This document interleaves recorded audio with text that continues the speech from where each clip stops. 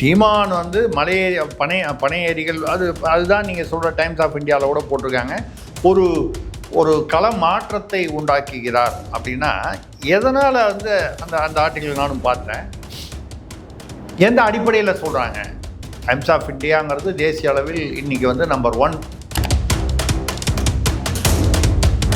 நம்ம சொல்ல வந்தது என்னவென்றால், 2 திராவிட கட்சிகளும் இல்லாமல் ஒரு திராவிடம் என்ற பெயரில் இல்லாமல் தமிழ்நாட்டுடைய அரசியல் வந்து 1967 ஆட்சி மாற்றத்துக்கு அப்புறம் வந்து இல்லவே இல்லை. திமுக இல்லை திமுக மாறி மாறி வந்தது. அது எம்ஜிஆர் ஜெயலலிதான்னு அந்த பக்கம் வந்தது, எடப்பாடின்னு வந்தது, இந்த பக்கம் வந்து கருணாநிதி தான் அவ்வளோ நாள் இருந்தார். இப்போ ஸ்டாலின்.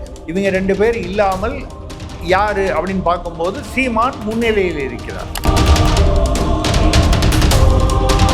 விஜய் வந்து தமிழ்நாட்டு 2026 முதல்வர் ஆகிட்டார்னு வைங்க.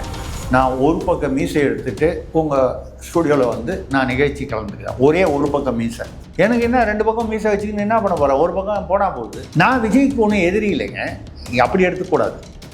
யதார்த்தம் எது? இப்போ அதே மாதிரி நான் வந்து நம்ம வந்து களமாற்றம் என்று டைம்ஸ் ஆஃப் இந்தியாவில் சொல்வது வந்து இந்த பின்னணியில் தான் சொல்கிறார்கள்.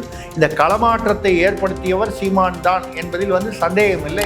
தனித்து இவர்களுடன் வந்து வித்தியாசப்பட்டு தனித்து நிற்கிறார் என்பதால் களமாற்றத்தை இவர் தான் வந்து தமிழ்நாட்டில் உண்டாக்கினார் என்பதில் இதுக்கப்புறம் விஜய் வந்து மறுபடியும் வந்து சிலர் எதிர்பார்க்கிற அளவுக்கு ஒரு திருப்தியான ஒரு சதவீதம் வாங்கினால் கூட களமாற்றத்தை ஏற்படுத்தியவர்.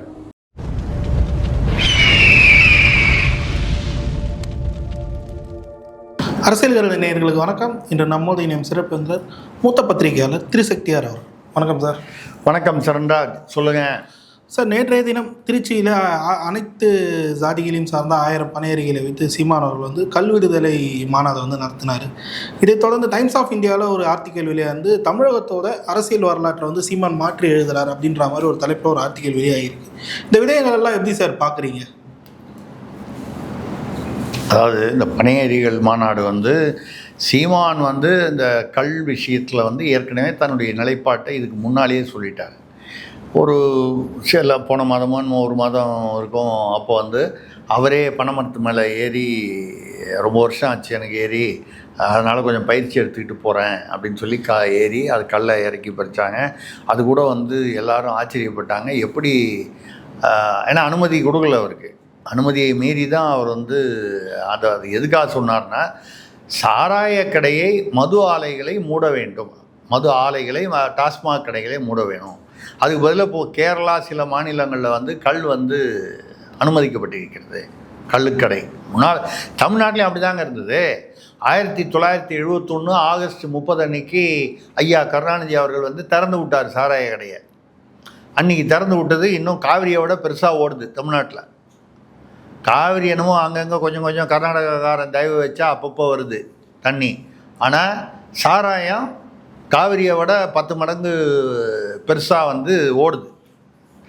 காவிரி கூட சில மாவட்டங்களில் தான் காவிரி ஓடுது, சில மாவட்டங்களில் ஏதோ தான் வேறு ஆறு ஓடுது. சாராயம் எல்லா ஊர்லேயும் தெரு ஓடுது. இந்த பெருமை ஐயா கருணாநிதி அவர்களை சாரும்.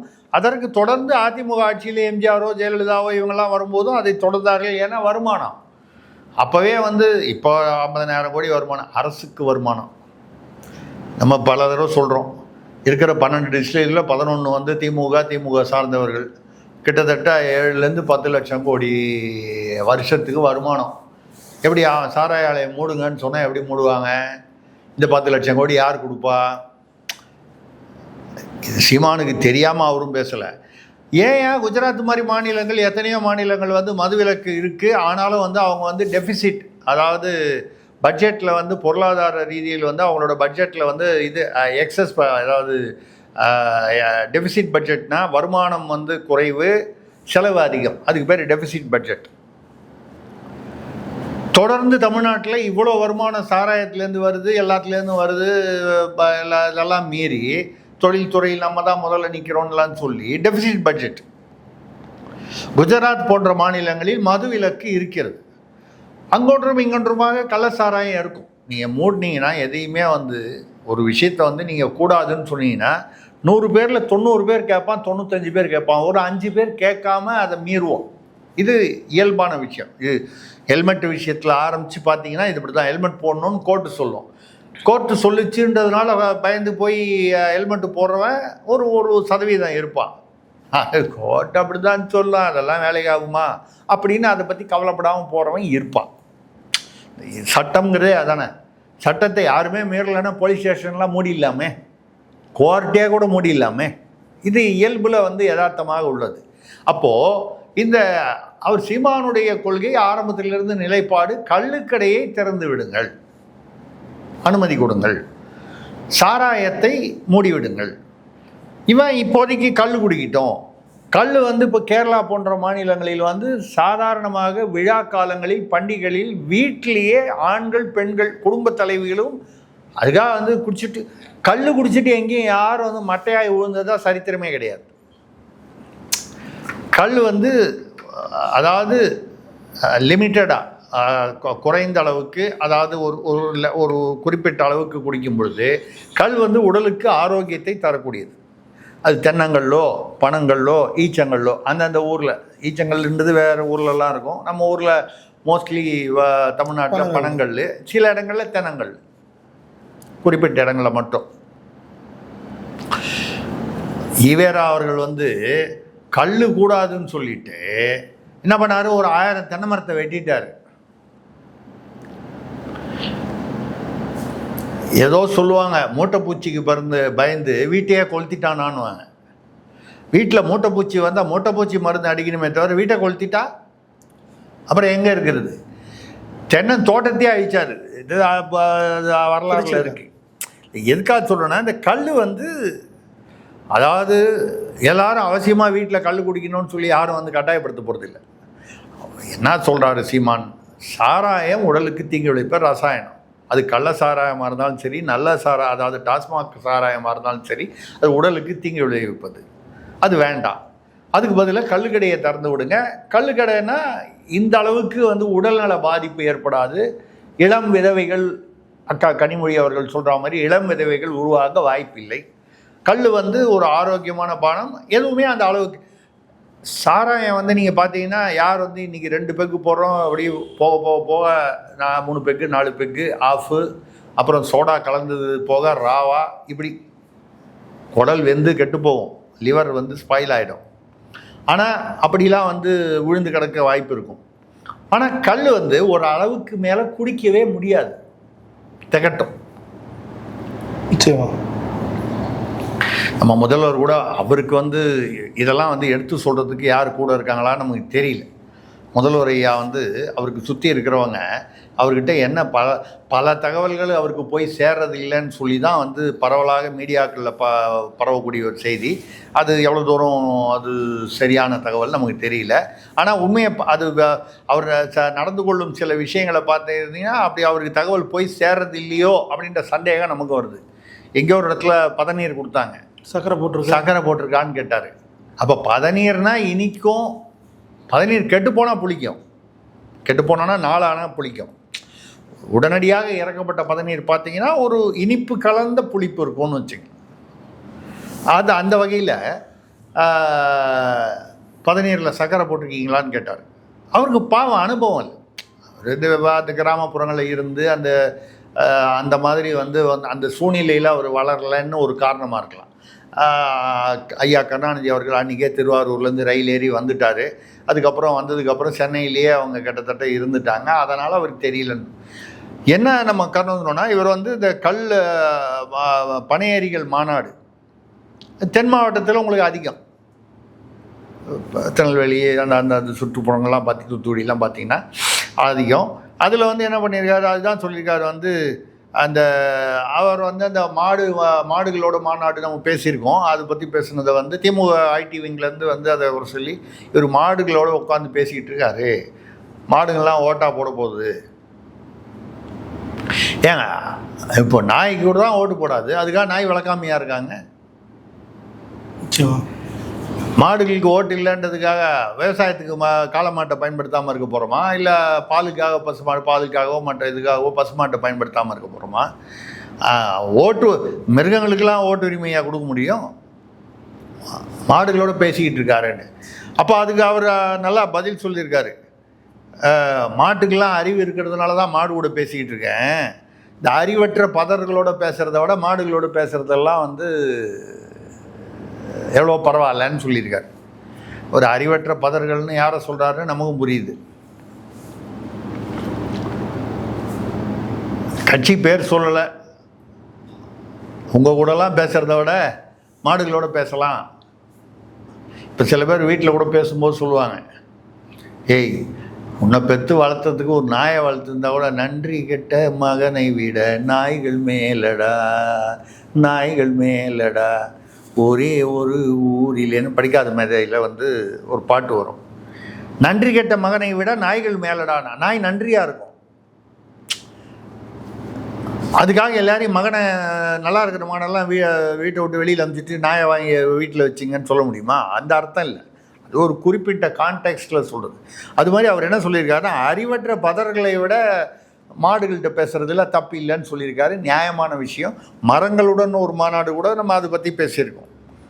அதே மாதிரி அந்த சின்னத்தை பற்றி பேசும்போதும் அந்த அந்த இதில் தான் சொல்லியிருக்கார். அந்த பேட்டி அந்த பேச்சில் தான் பேசும்போது, சின்னம் வந்து இப்போ விவசாயி கொடுத்துருக்கீங்க, முன்னால் வந்து முதல்ல புலி கேட்டார் அவர், புலி சின்னம்.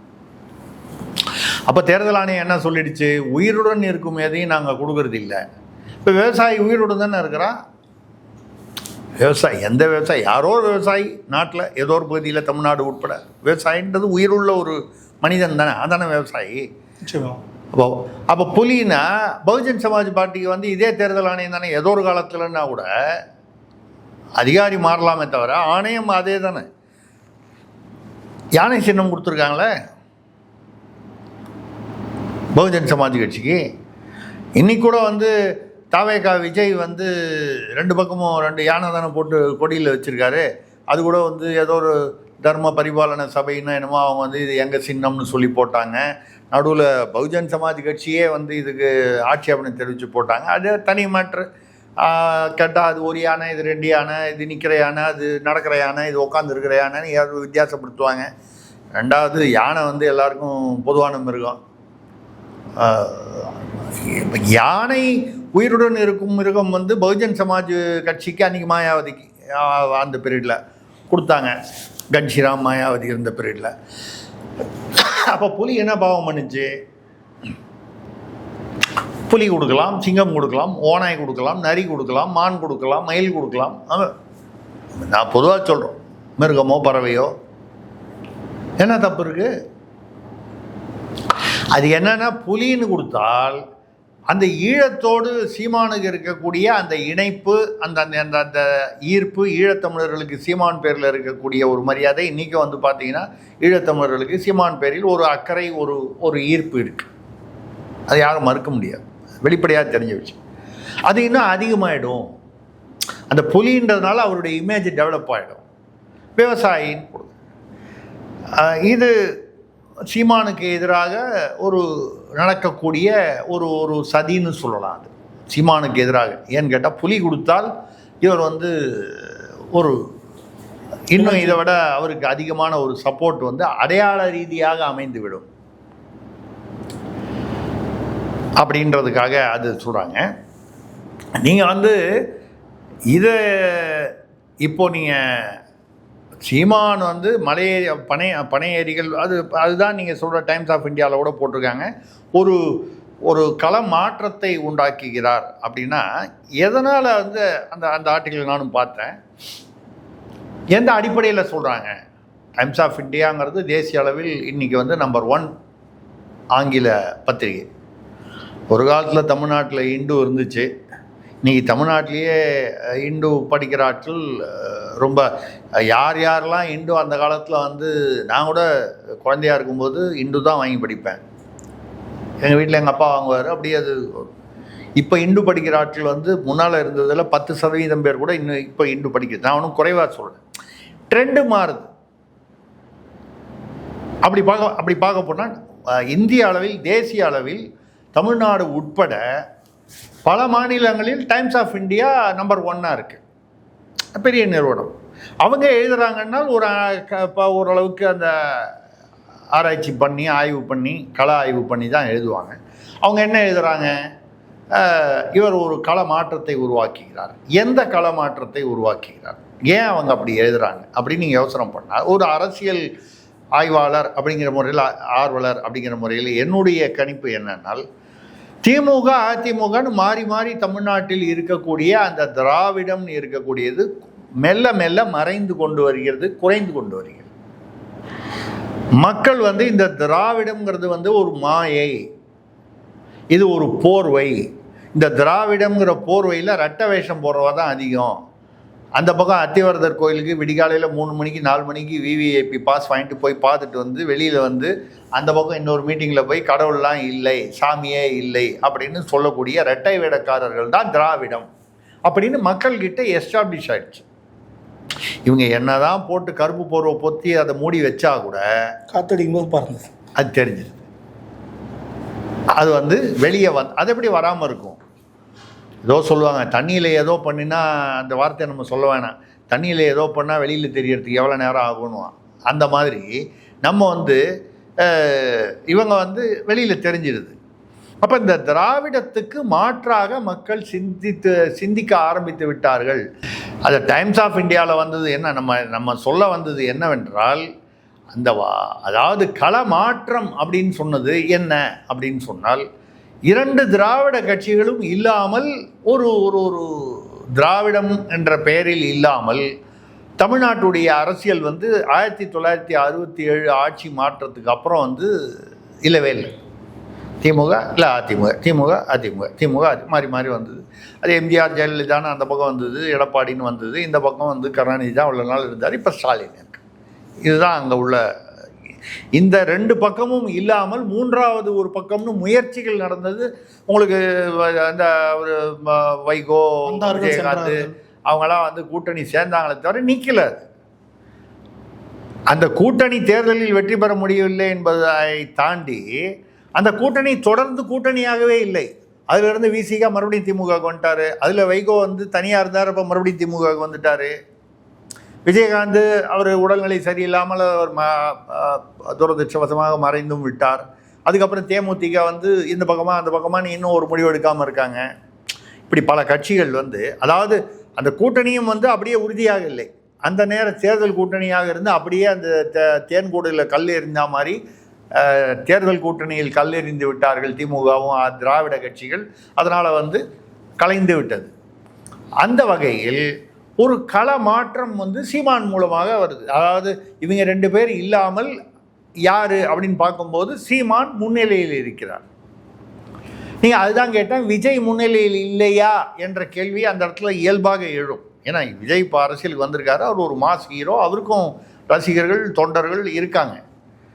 ஆனால் நம்ம என்ன சொல்ல வர்றோம்னா, சீமான் இத்தனை வருடங்களாக வந்து அரசியலில் இருந்து பல கருத்துக்கள், அவருடைய கருத்துக்கள் 100% வந்து பல விஷயங்களில் வந்து நான் வந்து ஏற்றுக்கொள்கிறேன் என்று நான் சொல்ல மாட்டேன். அப்படி பார்க்க போனால் எந்த கட்சிக்குமே மோடி அமித்ஷா உட்பட அவர்களுடைய கருத்துக்கள் 100% எனக்கு ஏற்றுக்கொள்ளப்படுபவை அப்படின்னு எந்த தலைவருக்கு அப்படி சொன்னால் நம்ம வந்து அப்போ வந்து உண்மையான அரசியல் ஆர்வலர் இல்லை. அதுக்கு பேர் சொம்புன்னு பேர். நம்ம சொம்பு யாருக்கும் தூக்குறது இல்லை. இந்த பக்கமும் இல்லை, அந்த பக்கமும் இல்லை, எந்த பக்கமும் இல்லை. தவறை தவறு என்று சொல்கிறோம், நல்ல விஷயத்தை யார் செய்தாலும் பாராட்டுகிறோம். அது என்ன சொல்ல வரேன்னா, விஜய் இன்னும் அன்டெஸ்டட், தன்னை அவர் நிரூபிக்கவில்லை. அதற்குள்ளேயே அங்கே பிரச்சனை, புசி பிசின்னு பிரச்சனை வந்துச்சு. இதெல்லாம் தாண்டி அவர் வந்து இந்த களத்தில் வந்து அவர் களமாட வேண்டும். இந்த களமாடும் பொழுது என்ன அதோடைய அந்த மக்களுடைய ரியாக்ஷன் எப்படி இருக்கும் அப்படின்றது தேர்தல் முடிஞ்சால் தான் தெரியும். அதுக்கு முன்னால் வந்து நீங்கள் வந்து இப்படி வந்துடுச்சு அப்படி வந்துடுச்சு நம்ம வந்து கணக்கு போடுறதில் நான் வந்து குறைத்து மதிப்பிடவில்லை. ஐயா பரீட்சையே எழுதலை, 90 வாங்குவார், 95 வாங்குவார் சதவீதம், மேக்ஸில் 100 வாங்குவார். எல்லாருமே எதிர்பார்ப்புகள் தான். மார்க் ஷீட் வந்தால் தான் தெரியும். இவ்வளோ தான் நம்ம சொல்கிறது. Okay sir. எத்தனையோ பேர் வந்து ஸ்கூலில் ஃபஸ்ட்டு வருவாங்க, பிரமாதமாக படிப்பாங்கன்னு சொல்லுவாங்க. யாரோ ஒருத்தர் பின்னால் 2வது 3வது ரேங்கில் இருக்கிறவன் டக்குன்னு ஃபஸ்ட் ரேங்க் வாங்கிடுவான். ஃபஸ்ட் ரேங்க் வாங்கணும்னு எதிர்பார்த்தவன் 4வது ரேங்க். இது இயல்பாக நடக்கக்கூடிய விஷயம். அன்றைக்கி அந்த தேர்வும் போது என்ன சூழ்நிலை, அந்த மாதிரி தேர்வும் தேர்தலும் இந்த விஷயத்தில் ஒன்று தான். அந்த வகையில் நம்ம வந்து களமாற்றம் என்று டைம்ஸ் ஆஃப் இந்தியாவில் சொல்வது இந்த பின்னணியில் தான் சொல்கிறார்கள். இந்த களமாற்றத்தை ஏற்படுத்தியவர் சீமான் தான் என்பதில் சந்தேகம் இல்லை. ஏன்னு கேட்டால் மறுபடியும் திராவிட கட்சிகள் இந்த கட்சி இல்லை அந்த கட்சியோட கூட்டணி, அங்கேருந்து விட்டா இந்த மடம் இல்லைன்னா சந்த மடம்ன்ற மாதிரி, இங்கே இல்லைன்னா அங்கே இல்லைன்னா இங்கே, அப்படி தானே இருந்தது. அப்படி இல்லாமல் தனித்து இவர்களுடன் வித்தியாசப்பட்டு தனித்து நிற்கிறார் என்பதால் களமாற்றத்தை இவர்தான் தமிழ்நாட்டில் உண்டாக்கினார் என்பதில் இதுக்கப்புறம் விஜய் மறுபடியும் சிலர் எதிர்பார்க்கிற அளவுக்கு ஒரு திருப்தியான ஒரு சதவீதம் வாங்கினால் கூட களமாற்றத்தை ஏற்படுத்தியவர் அப்படின்னா அது சீமான் தான். விஜய் அதை தொடர்ந்து அந்த களமாற்றத்தை அவரும் உண்டாக்குவதற்கு முயற்சிகள் எடுத்து வெற்றி பெறலாம். நம்ம எல்லாரையுமே வாழ்த்துவோம். எல்லா கட்சியை சேர்ந்த தலைவர்களும் நீங்கள் முதல்வராக வாழ்த்துக்கள் நம்ம வாழ்த்துவோம். ஆனால் ஒருத்தர் தான் மக்கள் தேர்ந்தெடுப்பாங்க, எம்எல்ஏக்களாக தேர்ந்தெடுத்து வருவாங்க. ஆனால் வாழ்த்துக்கள் சொல்லும்போது எல்லாருக்கும் தான் வாழ்த்து சொல்கிறோம். வைகோ ஒரு மாற்றுன்ற மாதிரி வந்தார், கடைசியில் அங்கே போய் அடைக்கலாம் ஆகிட்டார், புறப்பட்ட இடத்துக்கே போய் சேர்ந்துட்டார். அதே மாதிரி பார்த்தீங்கன்னா திருமாவளவன் ஒரு எழுச்சி தலைவர்னு சொல்லி அந்த ஒரு பட்டியலினத்து மக்களுக்கு ஒரு பெரிய அடையாளமாக ஒரு எதிர்பார்ப்பு நம்பிக்கை இருக்க மாதிரி வந்தார். கடைசியில் அவங்களுடைய என்ன சொல்கிறது, இந்த கதவெடுக்கல மாட்டின எலி மாதிரி அவங்கக்கிட்ட மாட்டிக்கிட்டார். கதவை சாத்துனாலும் நசுங்கிடுவார், சாத்தலைனாலும் வெளியில் வர முடியாது. திருமா இன்று இருக்கக்கூடிய ஒரு நிலை அந்த மாதிரி கதவிடுக்கில் மாட்டிய எலி போன்ற ஒரு இதில் கதவு யாருன்னா திமுக கூட்டணி. வெளியே வந்தாலும் பிரச்சனை, வரலைனாலும் பிரச்சனை. இப்படிப்பட்ட ஒரு ஒரு ஒரு ஒரு சங்கடமான சூழ்நிலையில் திருமா இருக்கார். திருமாவின் மேல் நமக்கு அதாவது ஒரு ஒரு ஒரு பட்டியலினத்திற்கான ஒரு தலைவர் அப்படிங்கிற வகையில் மரியாதைகள் உண்டு. ஆனால் இப்படி போய் பாவம் ஒரு எக்கச்சக்கமாக மாட்டிக்கிட்டு இருக்காரே, இதிலிருந்து அவர் வெளியில் அந்த அடையாளத்தை எதிர்பார்ப்பை பூர்த்தி செய்ய வேண்டும் என்பது தான் நம்ம சொல்கிறோமே தவிர அவரை குறைத்து பேசுவது நமது எண்ணம் இல்லை.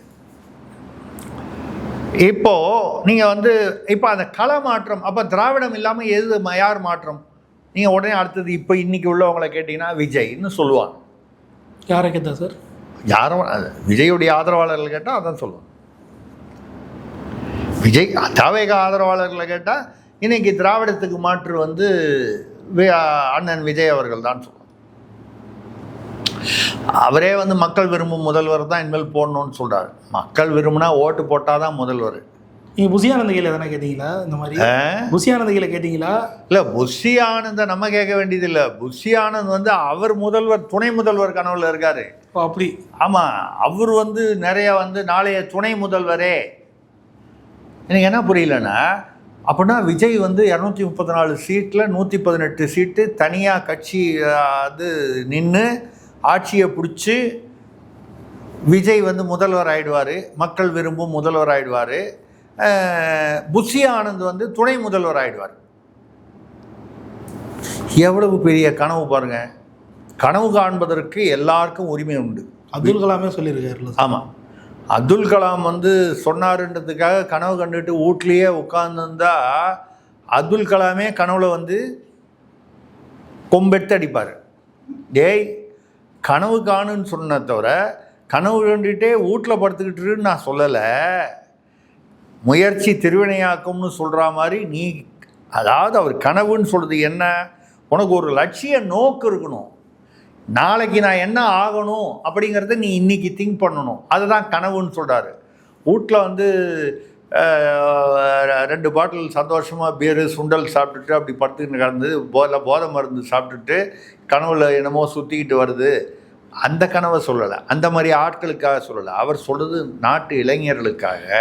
நீ எங்கேயோ அங்கே போனோம் இங்கே போனோம், இன்றைக்கி அங்கே போய் சும்மா அங்கே நின்று பஜாரில் நின்று வேடிக்கை பார்த்துட்டு வந்தோம், இப்படி பொழுதை வீணாக கழிக்காமல் உனக்கென்று வாழ்க்கையில் ஒரு லட்சியத்தை வைத்துக்கொள். அந்த லட்சியத்தை நோக்கி நீ படிப்படியாக முன்னேறு. ஒரே நாளில் வராது. நீங்கள் சொல்கிற புஷி ஆனந்த் கனவுங்கிறது அது பேர்லேயே வந்துருச்சு, புஷ்ஷு. ஏன்னா இப்போ அங்கே உள்ள பிரச்சனை வந்து பார்த்தீங்கன்னா விஜய்க்கும் சீமானுக்கும் வந்து ஏதோ பிரச்சனையாயிடுதா வந்து நிறைய பேர் வந்து நினைக்கிறாங்க இல்லையா? அப்போ 3வது இடத்துக்கு வந்து விஜய் வந்துடுவார், சீமான் வந்து 4வது இடத்துக்கு தள்ளப்படுவாரா, 5வது இடத்துக்கு தள்ளப்படுவாராலும் பேசுகிறாங்க. அங்கே முதலிடம் யாருக்கு என்பதில் விஜய்க்கும் புஷி ஆனந்துக்குமே இன்னும் செட்டில் ஆகலாங்க. முதல்வர் புஷி ஆனந்த் ஆக போகிறாரா என்ன? இல்லைங்க, இல்லைன்னா அப்போ விஜய் முதல்வர் ஆகிடுவாரா? தெரியலையே சார். அவங்க ஆளுங்க அப்போ தான் சொல்கிறாங்க விஜய் முதல்வர் ஆகிறா ஆகிடுவார் சார். அவங்க தாவேக்கான கேட்டால் அதான் சொல்கிறாங்க. முதல்வர் மட்டும் விஜய் வந்து தமிழ்நாட்டு 2026 முதல்வர் ஆகிட்டார்னு வைங்க, நான் ஒரு பக்கம் மீசை எடுத்துகிட்டு உங்கள் ஸ்டூடியோவில் வந்து நான் நிகழ்ச்சி கலந்துக்கிறேன், ஒரே ஒரு பக்கம் மீசை சார். தேவையில்லாமல் சபதம் எனக்கு ஒன்றும் இல்லைங்க. எனக்கு என்ன 2 பக்கம் மீசை வச்சுக்கின்னு என்ன பண்ண போகிறேன்? ஒரு பக்கம் போனால் போகுது. அதாவது நான் விஜய்க்கு ஒன்றும் எதிரி இல்லைங்க, அப்படி எடுத்துக்கூடாது. யதார்த்தம் எது. இப்போ அதே மாதிரி நான் வந்து சீமான் முதல்வர் ஆவார்னு சொன்னாலும் அது தவறு தான். நான் சொல்கிற அந்த நோக்க பாருங்க. நான் கிண்டலுக்கு வந்து ஒரு பக்கம் மீசை எடுக்கிறேன்னு சொல்கிறது வந்து, ஏன்னா தலையில் வழுக்கையாக இருந்தால் விக்கு வச்சுக்கலாம். ஒருத்தருக்கு வசதி, அவருக்கு 1.25 கோடி ரூபாய்க்கு வச்சுக்கிட்டாரு. விஜய் சில லட்சம் பொறுமானம் உள்ள விக்கு வச்சுருக்காரு, அது பல பேருக்கு தெரியும், சில பேருக்கு தெரியாது. விக்கு வச்சுக்கிறத நம்ம வந்து ஒன்றும் குறையா சொல்லலாம், அது அவங்க சௌரியம். இப்போ எம்ஜிஆர் இருந்தார், அவர் என்ன பண்ணார், தலை வழுக்கி அடிச்சுன்னு அதை மறைக்கிறதுக்காக தொப்பி வச்சுக்கிட்டார். அவர் ஒரு காலம், அந்த காலத்தில் விக்கு டெவலப்டாக இருந்து கொஞ்சம் இருந்தால் அவரே ஒரு கால் வச்சுருக்கலாம், தெரியாது நமக்கு. எத்தனையோ பேர் வந்து அந்த மாதிரி தொப்பி வச்சுக்கிட்டாங்க, இந்த காலத்தில் விக்கு வச்சுக்கிறாங்க. இப்போ ரஜினிகாந்த் வந்து வெளியே சினிமாவில் வந்து எப்படி வேணாலும் விக்கெல்லாம் வச்சுக்கிட்டு நடிப்பாரே தவிர வெளியே வந்து அவர் இயல்பாக விட்டுட்டார். அவரவருடைய சுய உரிமை விருப்பம். நம்ம என்ன சொல்கிறோம்னால், அப்போது இங்கே புஷி ஆனந்த் வந்து இப்போது முந்தா நேற்று சில போஸ்டர்களில் சில மாவட்டங்களில் வந்து விஜய் எந்த அளவுக்கு அவருடைய படம் வந்து போஸ்டரில் வரணுமோ அதே சைஸில் புஷி ஆனந்த் படத்தில் போட்டு போஸ்டர் ஒட்டியிருக்காங்க. இது தாவேகாவில் சமீபத்தில் வெளி கட்சியிலிருந்து சேர்ந்த ஒருவர் எனக்கு சொன்னது. புஷி ஆனந்த் தொல்லை தாங்கலைங்க. எல்லா இடத்துலையும் அவர் மேடையில் பேசும்போது, தலைவர் விஜயை பாராட்டி பேசும்போது கூடவே புஷி ஆனந்தையும் பாராட்டி பேசணும்னு வற்புறுத்துறாராம், இல்லைன்னா உன் போஸ்ட் காலின்னு மிரட்டுறாராம். அதே மாதிரி போஸ்டரில் வந்து விஜய்க்கு எவ்வளோ முக்கியத்துவம் படம் பெருசாக போடணுமோ அதே மாதிரி அந்த அளவுக்கே புஷி ஆனந்துக்கும் போடணும். இதெல்லாம் இந்த இரட்டை குழல் துப்பாக்கின்னு சொல்கிறதெல்லாம் வந்து சும்மா வந்து அரசியலில் அதுக்கெல்லாம் வேலைக்கே ஆகாது. அதிமுக எடுத்துங்க, இரட்டை குழல் துப்பாக்கி அப்படின்னு ஓபிஎஸ் இபிஎஸ் இருந்தாங்க. இப்போ என்னாச்சு? ஒரு குழல் கைட்டிச்சு, ஒரு குழலை காணலை, கழட்டிச்சு இல்லை, கரண்டு போச்சு, எங்கே இருக்குன்னே தெரியல. நம்ம யதார்த்தத்தை பேசுகிறோம். ஏன்னா அரசியலில் வந்து ஒரு தலைமை தான் இருக்க முடியும். தனக்கு சமமாக தலைவன் இன்னொருத்தரை வந்து கொண்டு வந்துட்டா அப்புறம் அவருடைய இடம் பாதுகாப்பு இல்லாமல் போயிடும். இது வந்து சாதாரண ஒரு கார்ப்பரேட் கம்பெனிலேயே உள்ளுங்க. நான் வந்து அரசியலில் வந்து அதனால் அரசியல்வாதிகளை குறை சொல்கிறேன். நான் எந்த கட்சி, எல்லா கட்சிக்கும் பொதுவாக தானே சொல்கிறேன். திமுக, அதிமுக, சீமானு, விஜய், பாஜக எல்லாருக்குமே சொல்கிறேன். மோடி நம்பர் 1, அமித்ஷா நம்பர் 2ன்னு சொல்கிறோம். என்றைக்காவது ஒரு நாள் அமித்ஷா வந்து நான் நம்பர் 1 ஆகணும்னு சொன்னால் மோடிக்கு அமித்ஷாவுக்கும் ஒத்து போகுமா? அன்றைக்கி கட்சி பிளவுபட்டுரும். 50-50 பிளவுபடுதா, எப்படி பிளவு, அது வேறு விஷயம். இப்போ ஓபிஎஸ் இபிஎஸ் பிளவுபட்ட போது கிட்டத்தட்ட முதல்ல 75-25ன்னு பிளவுபட்டது, ஏறக்குறைய. இல்லை ஒரு 60-40ன்னு கூட வச்சுக்கலாம். அப்புறம் இந்த 40 கொஞ்சம் கொஞ்சமாக கழுதை தேஞ்சு கட்டருமானா மாதிரி குறைஞ்சி போய் இப்போ வந்து கிட்டத்தட்ட 90-10ன்னு 95-5ன்னு வந்துருச்சு. தொண்டர்கள் ஆதரவுலாம் பார்த்தீங்கன்னா ஓபிஎஸ்க்கு பின்னால் ரொம்ப பேர் இல்லை, ஒரு 4-5 தலைவர் தான் பழைய தலைவர்கள் இருக்காங்க. அப்போ எப்பவுமே இந்த இரட்டை தலைமைன்றது ஒர்க் அவுட்டே ஆகாது. ஜெயலலிதா எல்லாம் பல உதாரணங்கள் இருக்குது வரலாற்றில். ஜெயலலிதா வந்து தலைவராக இருந்தாங்க. சசிகலா பின்னால் கிங் மேக்கர் மாதிரி இருந்து ஜெயலலிதாவை வந்து அவர் இயக்கினார் என்று சொல்லப்பட்டாலும் ஜெயலலிதா இடத்திற்கு வந்து சசிகலா வர முடிஞ்சுதா? இல்லை. ஜெயலலிதாவுக்கு பிறகு கூட அந்த இடத்துல வந்து மக்கள் ஏற்றுக்கொள்ளவில்லை. மக்கள் வந்து நம்பர் 2ஆக ஏற்றுக்கொண்டார்கள், இல்லை சகித்து கொண்டார்கள். ஏற்றுக்கொண்டார்கள்னு சொல்றதை விட சகித்து கொண்டார்கள். ஆனால் வந்து ஏற்றுக்கிட்டாங்களா? இல்லை. இது அரசியலில் வந்து ஒரு அடிப்படையான விஷயம். இன்றைக்கும் வந்து அங்கே என்ன பிரச்சனை? திமுகவில் பாருங்கள், ஸ்டாலின் அவர்கள் முதல்வர் தலைவர் 1, உதயநிதி அவர்கள் துணை முதல்வர். இப்போ கூட ஸ்டாலின் ஐயா அவர்கள் வந்து பாருங்கள், உலகத்திலே கின்னஸ் ரெக்கார்டு.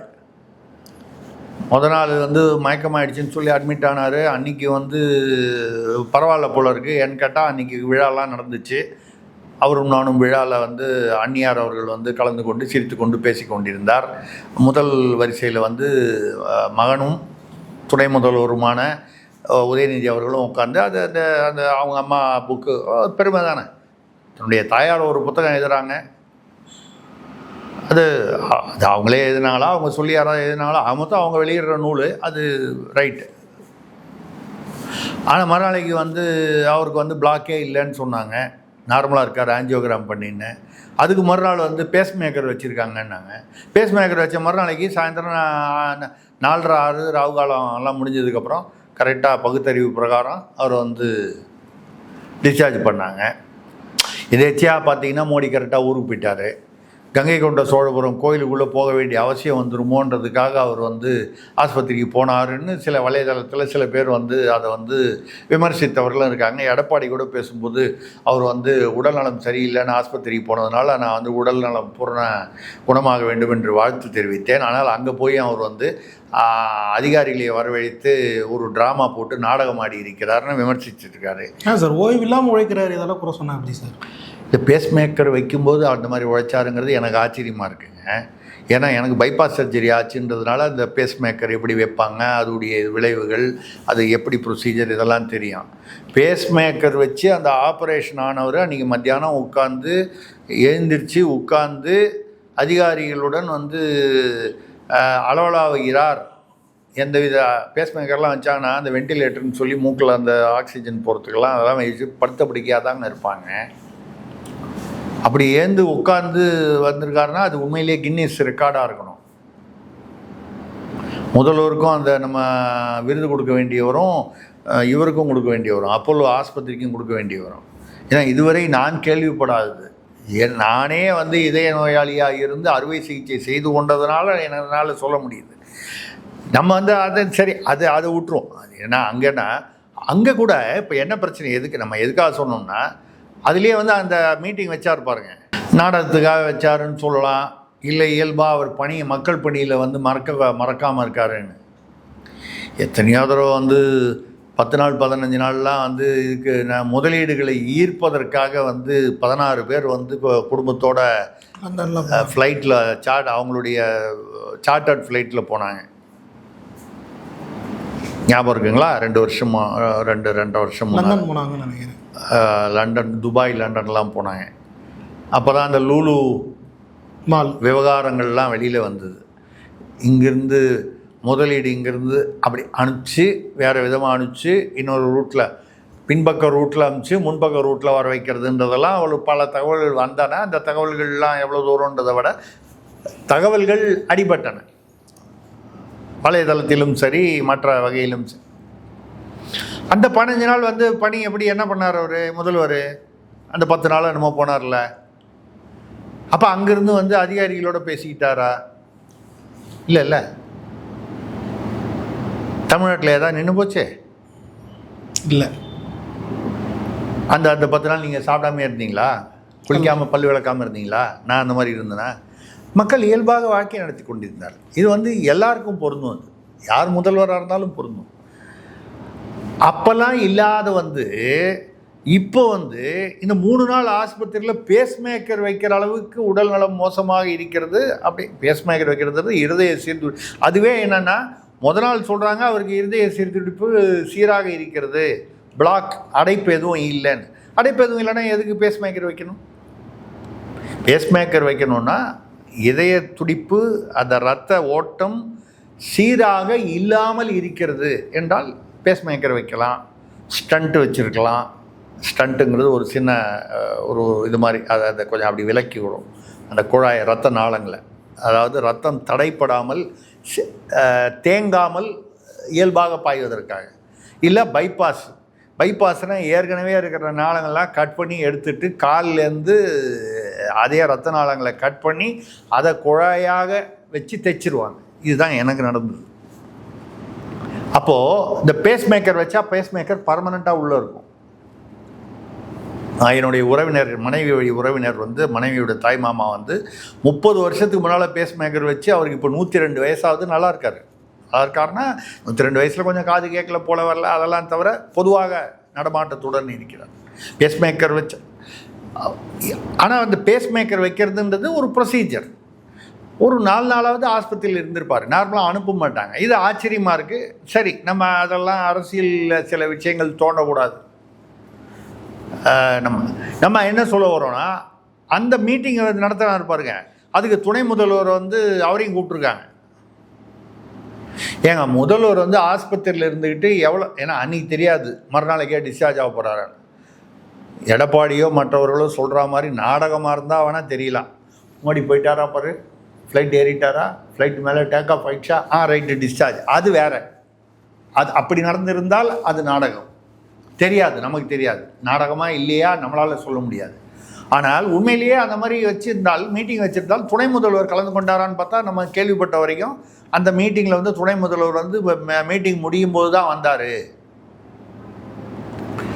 நம்மளுடைய கேள்வியே துணை முதல்வர்னு எதுக்காக வச்சாங்க? முதல்வர் இல்லாதப்போ அந்த பணிகளை வந்து பார்த்துக்கணும்.